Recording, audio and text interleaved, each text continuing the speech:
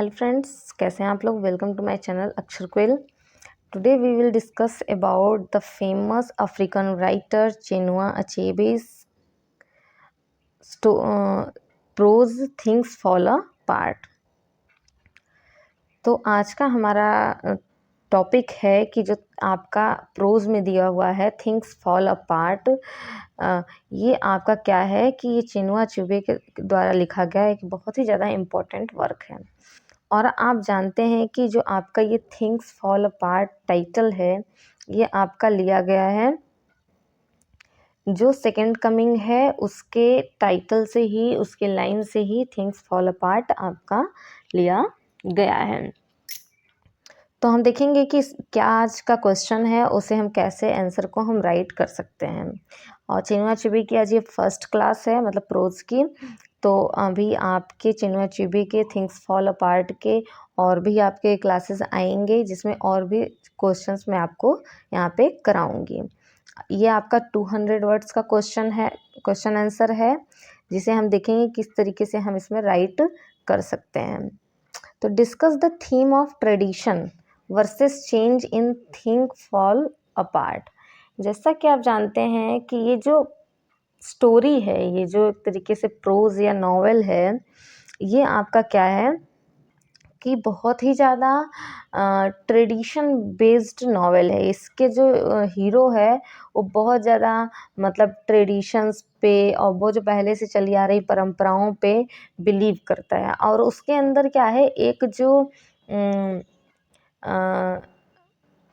मतलब कि मेल होने की जो एक ईगो होती है, मेल की जो एक इंडिविजुअलिटी होती है, उस पे बहुत ज़्यादा वो क्या करता है, फोकस करता है। जैसे वही यहाँ दिखाया गया है कि किस तरीके से ट्रेडिशन जो पहले से चली आ रही है, परंपरा है, और फिर जो चेंज आता है उसे कैसे यहाँ पे थीम के रूप में रिप्रेजेंट किया गया है, उसी को हमें यहाँ पे डिस्कस करना है। तो आइए देखते हैं हमारा आंसर कह रहा है कि in things fall apart by Chinua Achebe the conflict between tradition and change. जो आपका थिंग्स फॉल अपार्ट है चिनुआ अचेबे के द्वारा, उसमें हमें कॉन्फ्लिक्ट देखने को मिलता है, मतलब आपस में टकराव देखने को मिलता है। किसमें? ट्रेडिशन जो परंपराएं हैं और जो चेंज आती है उसमें हमें कॉन्फ्लिक्ट देखने को मिलता है। Is a central theme and shape the narrative. और यही क्या है, इस नॉवेल का एक सेंट्रल थीम माना गया है। फिर हम देखते हैं the novel portrays Igbo society as deeply rooted in customs, rituals and strong communal values and guide very aspect of life। ये नॉवेल क्या है, एक पोर्ट्रेट तैयार करती है इग्बो सोसाइटी की, जहाँ पे बहुत ही ज़्यादा जो वहाँ का कस्टम है, वहाँ के जो रिलीजियस है, वहाँ के जो रिचुअल्स हैं और वहाँ के जो वैल्यूज़ है उसे बहुत ज़्यादा डीपली मान्यता दी जाती है। मतलब अगर जैसे हमारे कल्चर में किसी भी चीज़ की बहुत ज़्यादा मान्यता है तो हम उसे एक तरीके से कहेंगे ना, अंधा विश्वास, ठीक है। उस तरीके से वहाँ पे लोग उसको बहुत ज़्यादा मानते हैं, अपने कल्चर, अपने परंपरा, अपने ट्रेडिशंस को। फिर हम नेक्स्ट पैराग्राफ पे आएंगे, देखेंगे द प्रोटैगनिस्ट, जो हमारा हीरो है, प्रोटैगनिस्ट में से आप जानते होंगे जो हमारा हीरो है, नायक है इस नॉवेल का, उसका नाम है Okonkwo represents rigid adherence to traditional beliefs and practices. उसे क्या है कि वो जो ट्रेडिशनल बिलीव है, जो पहले से चली आ रही एक विश्वास है पारंपरिक, उस पे वो क्या करता है, बहुत ही ज़्यादा अड़ा हुआ एक तरीके से है, फ्लेक्सिबिलिटी नहीं है उसमें। उसे अगर लग रहा है कि ये ट्रेडिशन चल रहा है तो ये बहुत ही ज़्यादा इम्पॉर्टेंट है और ये कभी चेंज नहीं होनी चाहिए या चेंज होने वाली चीज़ें नहीं हैं, तो उस पर क्या करता है कि उन चीज़ों पे क्या होता है, एकदम अड़ा हुआ रहता है। He strongly value masculinity, honor and social status। वही चीज़ मैंने बताया कि वो क्या करता है कि वैल्यू करता है किसके, मैस्कुलिनिटी को वो क्या करता है कि वैल्यू करता है। मतलब एक जो मेल ईगो होती है, एक जो मेल थिंकिंग और मेल पर्सनालिटी होती है, वो बहुत ही ज़्यादा उसको वैल्यू देता है और उसे लगता है कि सोसाइटी में उसका नाम होना चाहिए, ऑनर होना चाहिए, एक सोशल स्टेटस होना चाहिए। And fear any sign of weakness और deviation from establishment and norms. उसे हमेशा डर रहता है वीकनेस का, मतलब वो सोचता है कि मैं एक मेल हूँ तो मैं हमेशा स्ट्रांग रहूँ, मेरे अंदर कोई वीकनेस ना हो, मैं कभी रो नहीं सकता, इस तरीके से उसके अंदर फीलिंग होती है। और वो एक मेल पावर को स्टैब्लिश करने का यहाँ पे क्या करता है, कोशिश करता है। His personality reflect the strength as well as the limitation of traditional society. उसकी जो पर्सनालिटी है वो क्या करती है, एक तरीके से स्ट्रेंथ को रिफ्लेक्स करती है, जैसे एक हमारे सोसाइटी में चली आ रही है मेल की स्ट्रेंथ, एक लिमिटेशन और ट्रेडिशनल के अंतर्गत। जैसे आज भी हम लोग कहते हैं कि जेंट्स जो होते हैं, मेल जो होते हैं, मेल पर्सन, वो क्या करते हैं, वो रो नहीं सकते, या फिर वो कहते हैं कि आज कुकिंग नहीं कर सकते, बट आज सब चीज़ें कॉमन है, वो कुकिंग भी कर सकते हैं, वो बहुत सारी चीज़ें कर सकते हैं।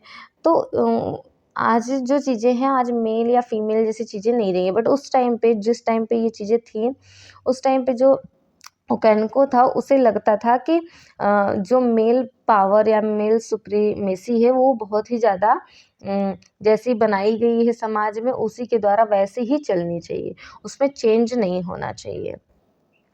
फिर देखिए हम देखते हैं कि however the arrival of European colonizers and Christians missionaries introduces new ideas, belief and systems that challenges the existing order. अब क्या होती है उसके बाद, ये आपने स्टोरी पढ़ी होगी अगर नॉवेल, तो इसमें क्या होता है, ओकेनको कुछ टाइम के लिए क्या होता है, उससे कुछ गलतियां हो जाती हैं, फिर उसको बाहर मतलब निकाल दिया जाता है अपने सोसाइटी से। फिर वो कुछ टाइम के बाद आता है, तो वहाँ पे क्या होता है कि जो बहुत सारा टाइम चेंज हो गया होता है, यूरोपियन कॉलोनाइजर्स आ जाते हैं, क्रिश्चियन सोसाइटी आ जाती है, वहाँ पे धार्मिक चीज़ों का अलग तरीके से प्रचार प्रसार होने लगता है, न्यू न्यू आइडियाज़ आ जाते हैं और सिस्टम पूरा धीरे धीरे चेंज हो जाता है। फिर क्या कह रहा है, this change creates tension with in the community. और ये जो चेंज होता है, ये क्या करता है, जो कम्युनिटी है उसके अंदर क्या करता है, टेंशन क्रिएट करता है। As some member including Okonkwo's son Nwoye are attracted to the new religious and its values. जैसे कि वहाँ पे और इसके अलावा और कुछ व्यक्ति थे, और ओकेनको का जो बेटा भी था, वो ये जो अभी चल रही है रिलीजन, और जो मतलब एक तरीके से क्रिश्चियनिटी के रिलीजन को क्या करता है, एक्सेप्ट कर लेता है और उसे फॉलो करने लगता है, उससे अट्रैक्ट हो जाता है, क्योंकि वो उसे लगता है कि ये कुछ नया है, नया कॉन्सेप्ट है, नई आइडियाज़ हैं। वो पुरानी चली आ रही तरीके से दकियानूसी चीज़ों को क्या करता है कि हटा देता है और नई चीज़ों को एक्सेप्ट कर लेता है। फिर क्या होता है, एज अ रिजल्ट, ये हम यहाँ पे स्टोरी नहीं, एज अ थीम यहाँ पे रिप्रेजेंट कर रहे हैं, ठीक है। As a result the unity of the clan begins to weaken and traditional authority structures start to collapse. अब क्या होता है, पहले जो एक तरीके से चीज़ें आ रही थी, ट्रेडिशनल अथॉरिटी या स्ट्रक्चर, अब वो दोनों क्या होती हैं, मर्ज हो जाती हैं, कोलैप्स कर लेती हैं और मिल के चीज़ों को क्या करती हैं, आगे बढ़ाती हैं। अब यहाँ एचएबी जो है वो हाईलाइट करते हैं how this cultural clash leads to confusion division on gradual transformation within the society. किस तरीके से ये जो कल्चरल क्लैश क्रिएट होता है, कन्फ्यूजन को क्या करता है, लीड करता है और चीज़ों को बांट देता है, और क्या करता है, ट्रांसफॉर्मेशन को सोसाइटी में क्रिएट करता है, क्योंकि इसमें क्या होता है कुछ लोग डिवाइड जाते हैं, जो पहले की परंपराओं को मानते हैं वो अलग हो जाते हैं, वो क्रिश्चियनिटी को एक्सेप्ट नहीं करते। कुछ लोग को क्रिश्चियनिटी के जो आइडिया हैं वो न्यू लगते हैं तो वो उसे एक्सेप्ट कर लेते हैं। तो इस तरीके से चीज़ें क्या होती हैं यहाँ पे चेंज होने लगती हैं। Ultimately Okonkwo's inability to adapt to change leads to his tragic end। At least क्या मतलब अंत में एट द एंड क्या होता है कि ओकेनको क्या होता है इस चेंज को एडेप्ट कर लेता है, स्वीकार कर लेता है। Symbolising the design disintegration of the old order. इस मतलब ये क्या दिखाता है कि जब वो धीरे धीरे समय चेंज हो जाता है तो वो क्या करता है चीज़ों को चेंज को क्या करता है एक्सेप्ट कर लेता है। Thus the novel presents tradition and change as powerful conflicting forces, emphasizing the importance of balance and adaptability in a changing world। इस तरीके से यहाँ से देखिए हमारा क्या होता है कंक्लूजन क्रिएट होता है। नॉवेल क्या करता है एक रिप्रेजेंट करता है, प्रेजेंट करता है, ट्रेडिशन को भी प्रेजेंट करता है और वहाँ होने वाले चेंजेस को भी प्रेजेंट करता है कि किस तरीके से ये यहाँ पे पावरफुल कॉन्फ्लिक्ट क्रिएट करती है और दिखाती है कि हमें सोसाइटी में हो या अपनी लाइफ में हो कैसे चीज़ों को बैलेंस करके चलना चाहिए और टाइम के साथ चीज़ों को एडेप्ट भी कर लेना चाहिए, क्योंकि एडेप्टेशन की एबिलिटी जो होती है वो हमें नई चीज़ों को सीखने में हेल्प करती है और हम सोसाइटी में एडजस्ट कर पाते हैं। क्योंकि हमारा क्या ये जो वर्ड है ये चेंजिंग वर्ड है, समय के साथ बहुत सारी चीज़ें चेंज होती जा रही हैं।